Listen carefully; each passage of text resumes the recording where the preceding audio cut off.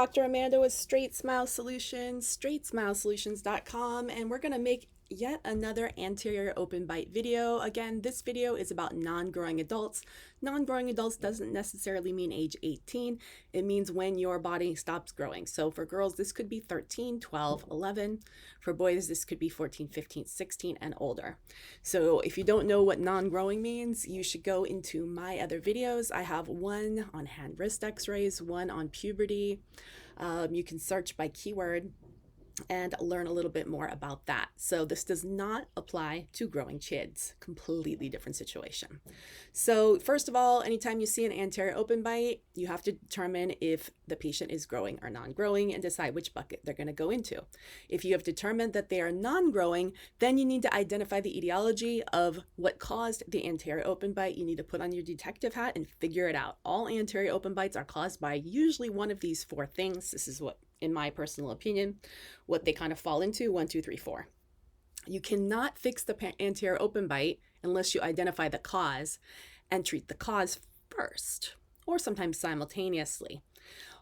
Vast majority of the time, and it can't always be fixed without jaw surgery. So if certain issues or certain severities are not possible to treat without jaw surgery, sometimes you can try, but sometimes it'll get worse. And a lot of times, very, very, very frequently, you might manage to close it, but you'll never retain it. It will completely relapse, even with bonded retainers. So unless you've gone through all four of these buckets and ruled these out as causes, and you cannot take the patient's word for this. This patient's word is not diagnostic. You have to actually take the time to identify the four causes and rule them out. And if and only if you can rule all of it out, can you go ahead and treat with traditional, orthodontics, meaning not surgery. And surgery does include TADs. I'm putting that in that. Okay, and I don't teach TADs, so I just teach regular ortho. All right, so what are our four main buckets? A lot of it in going into it was, have you always had this? This is a great question. How old are you? Have you always had this? Do you know when it started? Do you know why it started? A lot of times they know. They're like, yeah, I sucked my thumb at age 7. Okay, just because they sucked their thumb at age 7 and one got created doesn't mean because they stopped sucking their thumb that the habit is gone. There are other sequelae or I call it sequential habits, or habits that happen cascading down the line. Once you've created an anterior open bite, then the body adapts for speaking and breathing and swallowing with other habits, which are still habits that perpetuate the anterior open bite. Now, if you get rid of your thumb sucking habit at age 7, it will spontaneously close. So unless there's other sequelae cascading that are perpetuating it. Does that make sense? Now, if you are still sucking your thumb at age 50, well, yeah, that's a different story. So I always like to, that's the first thing I'm going to ask is, do you know what caused this? Gosh, I see you have one of these, that's shucks, that's tough, probably hard to speak. Probably hard to eat a sandwich. You definitely want to empathize with them because they can't eat a sandwich. They're going to bite into a sandwich and the lettuce and the cheese is going to stay, and they might get the bread, but they won't get the inside of the sandwich. They have to adapt with the way they eat and they talk, and it's tough, and a lot of times their speech sounds funny too. They have to adapt the speech, or they talk funny. So a lot of people, they don't like it, So play detective, ask the question. If the story doesn't match up, it's not right. They think it's right, but it's not right. But it doesn't mean you're going to, fight them on it. You're going to say, oh, that's interesting. Okay, take notes. So ask the questions. Ask what other treatment they've had. Have they had ortho before? How did that go? Were they able to close the bite? How long did it stay closed for? A lot of times they say, well, I just didn't wear my retainer. Well, yeah, but it shouldn't relapse that much, without a retainer. The retainer doesn't really help the anterior open bite. Or my retainer broke or something like that. Yeah, no, that really doesn't help. So ask a lot of questions, play detective, see if you can connect the dots. From there, I strongly recommend not only a paper sleep screening, but you need to rule out other things. So it really depends on what tools you have at your disposal in your office. Do you have a CBCT? If you have a CBCT, great time to go ahead and take one and rule out at least pathology if you have a big enough field. Or you can even if you have a big enough CBCT that can get a ceph, you can rule out skeletal growth issues. You know, you get it worked up for pathology, you get it worked up for anatomy, you get ceph numbers, you get a PA ceph, which is the opposite. It's a ceph at 90-degree angle. And if you want to know the difference between a ceph and ceph numbers and PA ceph, again, you can go into my channel, put in these keywords, just ceph or PA ceph, and you can learn about that. And you can see if it's gotten so bad that the whole face has adapted to it, well, no, you're not going to be able to close it with just braces or aligners. Or if there's issues, or if they're telling you that they never had this and suddenly it's developing, that's a massive red flag to me as an adult that there is probably some type of pathology. And yeah, no, this goes to OMFS and maybe ortho for building it back up, but mostly OMFS that may have to rebuild the condyles or something. It happens. So that's to the dental radiologist. This is also to the dental radiologist. A myo or a myofunctional or an OMT screening is a no-brainer for every single anterior open bite case. And if you don't have one in your practice, if you're going to do a lot of ortho, be it kids or adults, you really need to either have one on call, one that's a virtual one, and I have two that we refer to in our practice, and I've referred a lot of patients to. I've even had treatment with one before.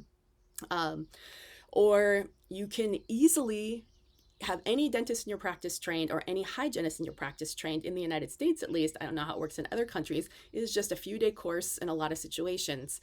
Some of them are even online.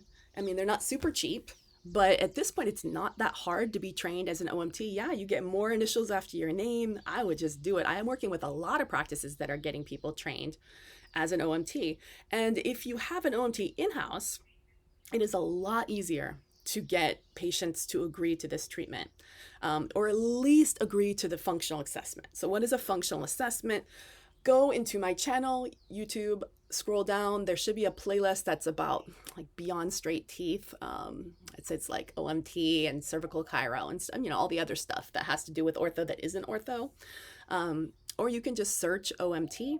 And I actually have a video on what is a functional assessment, where I kind of take you through one, where I go through one myself. Now, a functional assessment is usually, at least when I did it, it was about an hour and a half process. I had to do a lot of diagnostic photos ahead of time. I don't know if all OMTs do this, but it was just to save time so she could go over it ahead of time, answer a lot of questions, take some videos ahead of time. And she just went through all kinds of different exercises just to see my bite, my mobility, my swallow, how my face adapted to the swallow, my speaking. A big part of OMT is swallow, but another big part is speaking, how all the muscles in your face, and including your tongue and your bite, all function in harmony, and to see if there are deviations or variations or things that are weird adaptations that perhaps are causing this to happen. If your tongue is not moving the right direction or is not parked in the right garage and moving forward, this is going to happen.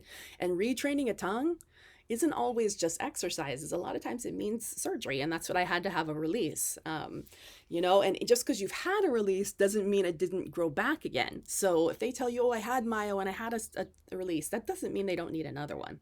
So, get that OMT functional assessment. I think the price point when I did it was around the 100 to 200 range. It's not a lot. I think if you have an OMT in your practice, it makes it a bazillion times easier, because you could easily bundle that functional assessment into the orthic diagnostic process and not assess an additional fee, which of course you're going to have 100% agreement if you do that. Hey, this is just going to be part of the process. We're going to do a functional assessment. You're going to have a much higher treatment acceptance rate, and you're going to have better outcomes if you have myo involved. Of course, you can build those myo exercises and even the release surgery. I don't know. I had mine done at a periodontist. It was pretty complicated. So I don't know if I think GPs should be doing release surgeries, but that part was not that expensive. What was expensive was the myo part. That was significantly more expensive than the perio part for me. And no, I did not get it done for free. I had to pay for everything. Okay. And then lastly, you've got nighttime habits, which of course the patient does not know if they have nighttime habits. I mean, we're not just talking about snoring. We're talking about mouth breathing at night can cause this. And unless they go in for a sleep study, like an actual sleep study, you don't know if they have that. And that is usually, I would say, the most common issues are either going to be 2 or 3. These are the most common. And of course 4, which can happen too. This is the least common, number 1. but it happens. So these are the 4 things you have to find out before I'd even recommend you touch any anterior open bite case in a non-growing adult or a non-growing kid. And unless, like I said, unless you've identified and treated the etiology. And the only one that you can probably treat simultaneously, and by the way, I didn't even put ENT is also involved in this too. ENT very well might be involved in this. The only one that you maybe can do concurrently would be the myo. You know, if you had one in-house, and that's just a matter if you have the commitment. I would feel very uncomfortable treating it concurrently unless it was an in-house and unless they had committed financially up front fully to the myo, because they're probably not going to do it. I can tell you how many times they quit. And now you started the treatment and now you can't stop the treatment. So I prefer to do the myo first, get the sign off from the OMT that this is finished, and the release and the ENT and the cervical chiro and whatever else they recommend. It might not just be myo, it might not just be perio, it might not just be cervical chiro, it might be all 3. That's what happened to me. I needed all 3. It was an interdisciplinary care in order to fix the habit that I didn't even know I had. But once I did it, it changed everything. It changed the way I speak, changed the way I breathe, it changed the way I sleep. It was pretty life-changing, and I definitely would recommend it. And I'm an orthodontist, and I didn't even know I had it. And I'm married to a dentist who is a sleep specialist, which is even funnier. I didn't snore or anything like that. So, or mouth breathe. So hopefully this is helpful for you. And I really want you to pause and really hesitate to take any anterior open bite case in non-growing adults without putting in the extra work. And yeah, you're going to lose a lot of patients by putting the brakes on the case. But you know what? Let them go to someone else. Let them be someone else's problem. If they don't want to follow the program and do things properly, let them become someone else's headache, because it will be a headache. And then I want to address one more thing, which is the whole, it's okay. They're willing to sign off if there's relapse. They don't care. They're willing to sign this. They're willing to sign that. Watch out, because I have been bit by this before. This is in my infanthood of being an orthodontist. I did a lot of these, and I had, I thought I created these great, custom, whatever you call them, compromised treatment forms, and, Dr. So-and-so is not responsible if this relapses. Guess what? I can't tell you how many times I got my ass bitten. Never by a dental board for this, but insurance, yes, it's happened where we had to give full refunds. They made full complaints. I didn't do anything wrong. I had all the right paperwork. I created my own paper. They were informed. They were told they were supposed to do stuff. They declined. They said, I don't care. They signed for it. And I still had to give full refunds. You're going to be very frustrated if you spend 2 years with a patient and you have to give a full refund. So I learned the hard way that insurance companies do not care that you have the right type. And I mean, thank goodness it was only a refund. What if it was a lawsuit? It's much more expensive for you to have to go into litigation than to just do things the right way and say, no, I'm sorry, I'm not taking it. It's not, we have to do this, and this first, and do it the right way. So I want to give you a heads up. If you keep taking these, you're going to get bitten by one of these and you're going to regret it. And I work with doctors all the time. And occasionally there's one that just decides to proceed, even though I tell them not to. And I've worked with enough doctors long-term, 5, 6, 7 years, that they always say, you were right. I wish I had listened to you. So that's why I'm putting this video out there. All right. Thanks so much.